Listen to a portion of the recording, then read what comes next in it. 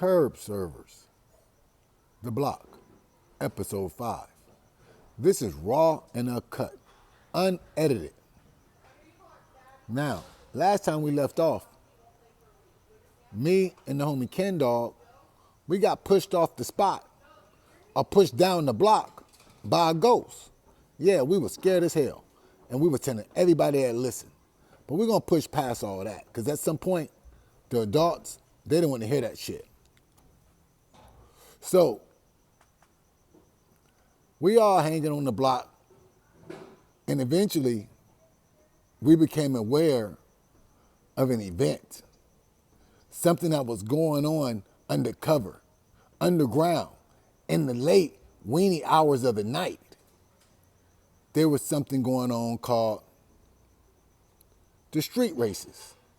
Yeah, the street races. See, nowadays, I don't know what the youngsters call it nowadays. They call it a turn up or a takeover and, all these different words. But back then, it was called the street races. Now, when we was on the block, none of us have ever heard on the street races.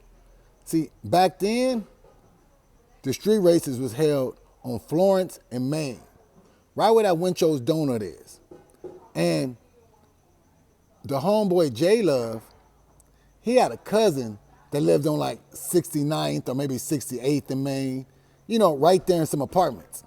And so we would catch the bus over to 68th and 69th in Maine to hang out with his female cousin because she had like a lot of female friends. Yeah, so of course, we're in junior high, some of the older kids might have been in early high school. We're trying to get over to 68th in Maine because J-Love cousin has a gang of female little homegirls. And, we're trying to get the hookup as best that we can for our age.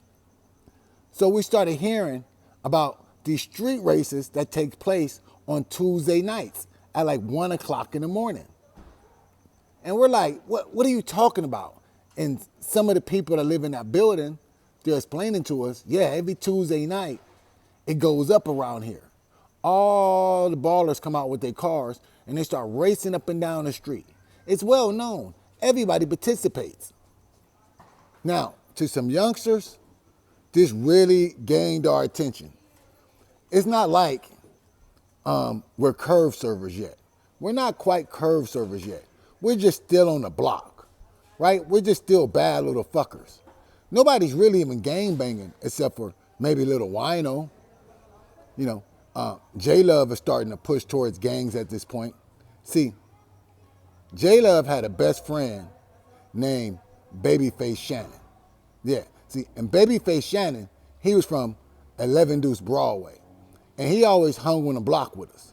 Yeah, and so Babyface Shannon, he had access to his mom's car sometime, which most of us didn't have transportation.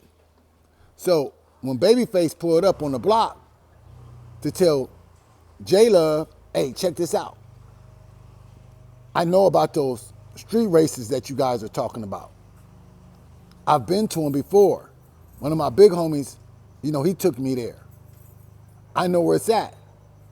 I'm going to pull up Tuesday at like 12:30, 1 o'clock in the morning, and we're going to roll out. So now, the plan has been made. A couple of us are like, yeah, we're trying to hit the street races. Now, let's make this clear. 95% of the homies, they can't go to the street races. Yeah, their parents not playing that shit. Ken Dog can't go. Skeeter can't go. Really, Murdoch can't go, and J-Love can't go. But J-Love, he's willing to sneak out the house. Yeah, he's willing to put it on the line. See, a lot of the other kids, they're not willing to sneak out of the house. Because, see, let me rewind this a little bit for y'all. This is raw and uncut. There's no editing. See, back then, when you get caught sneaking out the house, it depends on how your mama or your mama and daddy or your mama and stepdaddy, that usually was the options. It wasn't too many people that had a daddy with a stepmama in the house.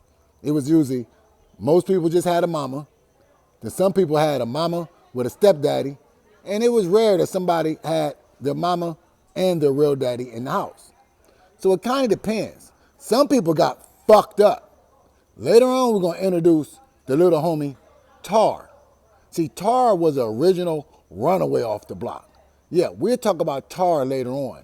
Because, see, Tar used to run away, and his mama and stepmom, and his stepdaddy, they didn't play. They'll fuck him up. So it kind of depends, right? Me, yeah, you get caught sneaking out the house, you can get fucked up. I'm talking about hands and feet. My mama wasn't playing. To a certain age. Once I got to a certain age, I was able to push the limits a little bit. I was able to get away with a little bit more. Now, most kids couldn't sneak out to this event. But Babyface Shannon, he was pulling up to get J-Love. And J-Love had already decided, Tuesday night at 12:30, he's sneaking out the back window. Remember, J-Love lives on the first floor. So he has access at jumping out the window and creeping around and jumping in the car and getting up out of there. Now, we had a plan, a bunch of us that was some badass little fuckers. We're going to get up out of here at 12:30 and jump in the car with Babyface Shannon. I told y'all, this is live and uncut. We don't care if the ghetto bird coming, if somebody start their little bucket car up, it doesn't matter. This is live and uncut. Now, we all jump in the car with Babyface Shannon. Me, Little Wino, J-Love, Danny Boy. We think we own to something, right? Because Babyface Shannon, his mama got a Camaro. So, he pushing a little power. So, we flying up Century Boulevard. You know what I'm saying? We make our way over to Florence. We take Florence all the way up to Maine. And on Florence and Maine, there's a donut shop, a Winchell's. This is what we pulled into. But there was a lot of people there. And not really the youngsters.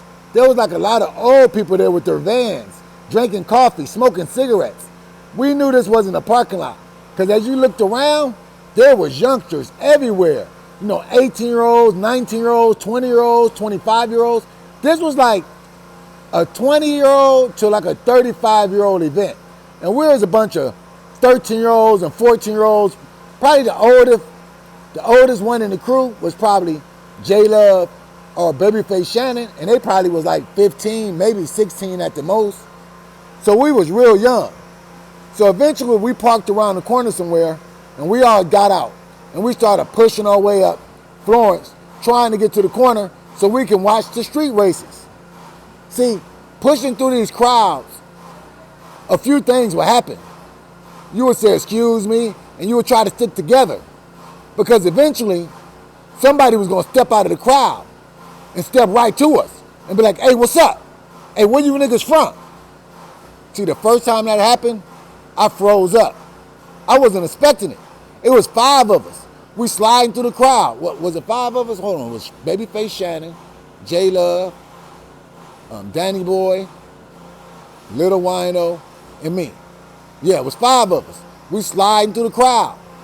And some young nigga, looked like he was about 16 or something. He jumped out. Hey, what's up? Where you niggas from? But the homie Babyface Shannon was prepared. He knew what to do in this situation. He said, oh, no beef, homie, no beef. And he kept walking. So all of us kept walking. And when we got to the corner, I looked at Babyface Shannon. I said, hey, what did you say, no beef? He said, yeah, little homie. Whenever a pack of niggas walk up on you and you don't know what to say, just say, hey, no beef, and keep pushing. Make them have to stop you. See, that day, I learned a little bit more game. It was 1 o'clock in the morning. We're at the street races. We're on Florence and Maine. See, this one, the Toyota trucks was popping versus the Nissan trucks. Yeah, it was the Toyota trucks versus the Nissan trucks. And people was racing for pink slips, racing for money, racing for all kind of fame. See, that night, I wanted to go sneak and meet my little friend. Like I told you, J-Love, he had family members that lived over on 68th and 69th in Maine. His cousin. And she had all kind of little homegirls, and she was introducing us to them.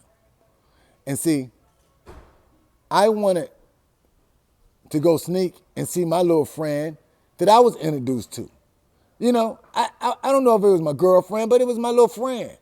And I wanted to show her that, yeah, I'm a real little street nigga. I'm moving around the street races, 1, 2 o'clock in the morning. So I told the homies, because they were standing on the corner, I said, hey, I'm finna slide down and go see my little chocolate little friend. They was like, man, listen, stay here with us, because we moving around. I said, I'll be right back. They was like, check this out. If you ain't back in 10 minutes, we're going to keep pushing. And you got to find your own way home. This is real shit, little nigga. Because you got to remember, Babyface Shannon, this is J-Love's homeboy. He used to come on the block with us, but he was really J-Love's invite to the block. He wasn't our childhood friend. So we didn't have no loyalty to make sure I was safe and I got back home safe. That really should have been on J-Love, Little Wino, and Danny Boy. But me, I wasn't listening to nobody. I wanted to go see my little friend.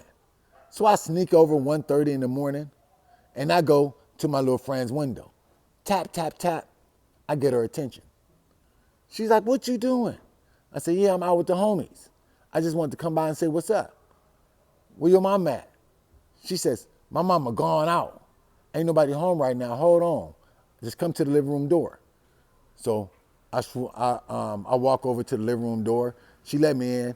We just hanging out. We not doing nothing. But time is passing.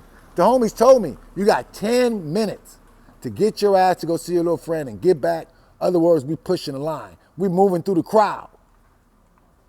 I'm over there hanging for about 45 minutes to an hour. I start to panic. I say, listen, this is great. I'm glad I got to see you, but I got to get out of here. I don't want to get left behind. By the time I walk back outside, it's like 3:30 in the morning. Everything's empty. The street races is over. If they're not over, they've moved down to other parts of LA somewhere. Even my friends are gone. I don't know what to do. I'm in a panic. So now I got to walk back down to 68th and Main to my little friend's house and let her know, hey, my homeboys is gone and the buses stopped running. I don't know how I'm gonna get home. She says, man, my mama will be home soon, but she gonna be pissed off. But, fuck it, what else can we do? When my mama get home, I'm just gonna ask her if she can take you home. Now, at this point, it's like 4 o'clock in the morning. We're sitting there in the living room. Her mama comes walking in. You can hear the keys starting to jingle. Remember, this is raw and uncut. This is unedited. This is true stories. This is Curve Servers, The Block, episode 5. Now, as her keys starting to jingle to open the door, of course, my heart is starting to drop. All the way into my stomach. I'm sure her heart is dropping too. We're both in junior high school. She goes to, what's that school? Platoon? Yeah, she goes to Platoon, and I'm sure her mama don't want some little nigga sitting on her couch 4 o'clock in the fucking morning. The last thing she expected to walk into. But that's what she walked into. See, when she opened that door and she saw me, the look on her face, I can't even explain the look of shock, of disgust, of what the fuck is going on this woman's face. She said, what? Well, let's put it on the record. She said, what the fuck is going on? And she went to explain, yada, yada, yada, yada, yada, yada, and he needs a ride home. She said, where the fuck is your mama at? And who the fuck's let you out the house this late? Why are you all the way over here if you live over there? I had no explanation. Besides, ma'am, I'm sorry. I didn't mean to be here this late. I just need a ride home. But if you don't want to, I understand. I just start walking now. She says, no, I can't let your ass walk. I got to give you a ride because I know you're here now and you look like you're hella young. So we jump in the car. She upset. She drives me all the way back to Century Boulevard. She don't even make sure I get in the house safe. She pulled up in the driveway. I said, yes, these apartments right here. She said, these apartments? I said, yeah, those apartments. I live right there. She pulled into the driveway. I jump out. She throw it in reverse and pull down the street before I even took 2 steps up the steps to get in the house. That was the last time I was allowed to ever see my little boo. Yeah, we lost contact after that. Yeah, I was cut off. This was Curb Service, The Block, episode 5. We'll be back for more.